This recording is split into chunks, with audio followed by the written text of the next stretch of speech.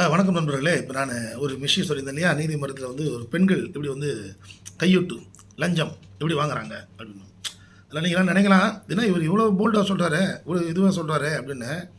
ஏதாவது சில சில சமாச்சாரங்களை வந்து சொல்லணும்னு தோணும். இதெல்லாம் தெரியாமல் இருக்காதீங்கய்யா, இதெல்லாம் தெரிஞ்சுங்கய்யா. அதாவது இப்போ பொதுமக்கள் தெரிஞ்சுக்கணுன்றது ஒரு பக்கம் இருந்தாலும், என்னுடைய சமூகம், என்னுடைய வழக்கறிஞர் சமூகம் சார்ந்த இப்போ யங்ஸ்டர்ஸ் வராங்கல்ல, இளைஞர்கள், அவங்க தெரிஞ்சுக்கணும். இதெல்லாம் தெரிஞ்சுக்கினா தான் இடம், பொருள், ஏவல், அது நாக்கு அதெல்லாம் பார்த்து இல்லை இப்படிலாம் இருக்கிறாங்க உலகத்தில், இப்படிலாம் நடக்குது. எதாவது என்ன சொல்லுவாங்கன்னா, ஓ இந்த பூனையும் பால் குடிக்குமா அப்படின்னு சொல்லுவாங்கள்ல, இந்த பூனை பால் குடிச்சுதா, கொய்யோவில் நம்ப முடியலையாடா அப்படின்னு சொல்லுவாங்கள்ல, அது மாதிரி இந்த பூனையும் பால் குடிக்குமா அப்படின்னு ஒரு பேட்சாக ஒரு வழக்கு, ஒரு பேட்ச் வழக்கு, ஒரு 10 கேஸ் 20 கேஸ் மொத்தமாக போடுறோம். நம்ம ஜூனியர் எல்லாம் போகிறோம், வழக்கு நம்ம ஒரு 4 நாள் போகிறோம், கரெக்ஷன்லாம் பார்க்குறோம், செய்கிறோம், செஞ்சு கொடுக்குறோம். ஒரு ஹால், அந்த ஹாலில் ஒரு 10 பேர் இருக்கிறாங்க, பெண்களை தான் இருக்கிறாங்க, 10 பெண்கள். நான் எந்த வகையான வழக்குன்னா எல்லோரும் தெரிஞ்சிடும். அதனால் எந்த வகையான வழக்குன்னு சொல்லி, நீதிமன்றத்தில் வழக்கு, சிசிடிவி கேமரா 4 கேமரா இருக்குது அந்த ஹாலில், சரியா, 4 கேமரா இருக்குது.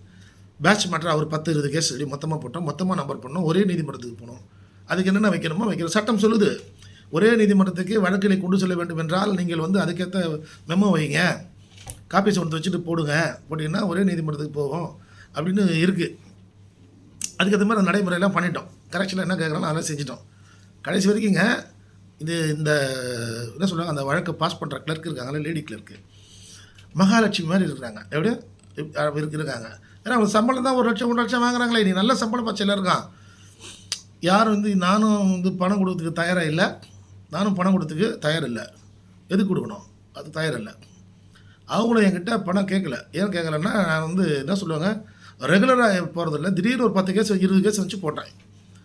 அதனால் போனோம், எல்லாம் செஞ்சேன், ரைட்டு செஞ்சு முடிச்சுட்டு வழக்கு வந்து நம்பர் ஆகிடுச்சு. அன்றைக்கி நம்பர் நம்ம ஜூனியர் என்ன பண்ணுறான், சார் அவங்களுக்கு எதாவது கொடுத்துருமாங்க, கொடுக்காதியா சும்மாரியா அப்படின்றாங்க. எதுக்கு கொடுக்கணும், அவங்க டியூட்டி அவங்க பண்ணிட்டாங்களே முடி அப்படின்னு சொல்லிட்டே இருக்கிறேன். என்ன பண்ணான், கேமராலாம் இருக்குது. இந்த பையன் என்ன பண்ணுறான், கையில் ஒரு 500 தாள், ஒரு 500 ஒரு தாள் இல்லைங்க, ஒரு 5-6 தாள் இருக்குது. அதில் அப்படி காட்டினா அந்த அம்மா கை இப்படி சைடில் விட்டுது பாரு, லொடக்கணும் வாங்கி உள்ளே போட்டுச்சு சார் ட்ராயரில்.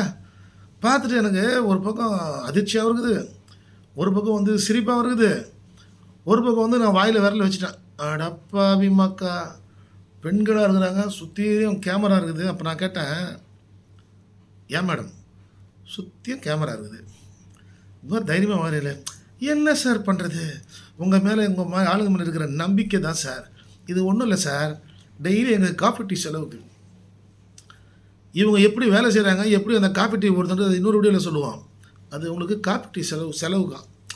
காசு எப்படி வாங்கினாலும் ஒன்று தான். நம்ம நினச்சினுக்கிறோம் ஆம்பளைங்க மட்டும்தான் வந்து லஞ்சம் வாங்குறாங்க, ஏன்னா அவனுக்கு அது டைம் பாஸு, சரக்கு அடிக்கிறதுக்கு வேணும், அதுக்கு வேணும், இதுக்கு வேணும், வண்டி செலவுக்கு வேணும், பெட்ரோலுக்கு வேணும் அப்படின்னு சொல்கிறோம். இங்கே ஃபுல்லாக டீம் ஆஃப் உமன்ஸ், மகளிர் மட்டும் சம உரிமை, சரி உரிமை எப்படிலாம் பேசுகிறோம்ல, நீங்கள் மட்டும் தான் லஞ்சம் வாங்கல, எங்களுக்கு வாங்க தெரியாது, அவங்க வாங்குறாங்க. ஒரே சிரிப்பு தான். அது எந்த வழக்கு என்ன, பேட்ச்சு, தேதி எல்லாம் எனக்கு வந்து ஞாபகம் இருக்குது, என் ஆஃபீஸ் ஃபைல்லையும் இருக்குது. சொன்னால் அடுத்தவர் பிறர் மனது புண்படும். ஆனால் இதெல்லாம் வந்து அடுத்த இளம் வழக்கறிஞர் வரான் பாரு, அடுத்த தலைமுறைகள், அவங்களாம் வந்து இதெல்லாம் வந்து தெரிஞ்சுக்கணும். ஐயா கையெடுத்து கும்பிட்டேன் ஐயா, எப்படி இருக்கிறீங்களே ஐயா, நீங்கள் இதெல்லாம் செய்ய மாட்டீங்களே, ஏன்னா அவர் தான் சத்தியமாக செய்கிறாரு. நிறைய காமெடியாக இருக்கும். இப்போ அடுத்து வேறு ஒரு சமாச்சாரம், அதாவது மோசடி இருக்கிற குற்றத்திலேயே வந்து பெரிய குற்றம் மோசடி. இப்போ மோசடி நீதிமன்றங்களில் எப்படி மோசடி, ஒரு சமாச்சாரம் சார் நடக்குதா, நடந்ததா, நடந்து கொண்டிருக்கிறதா, இதை பற்றி சொல்லுங்கள் அடுத்த வீடியோவில்.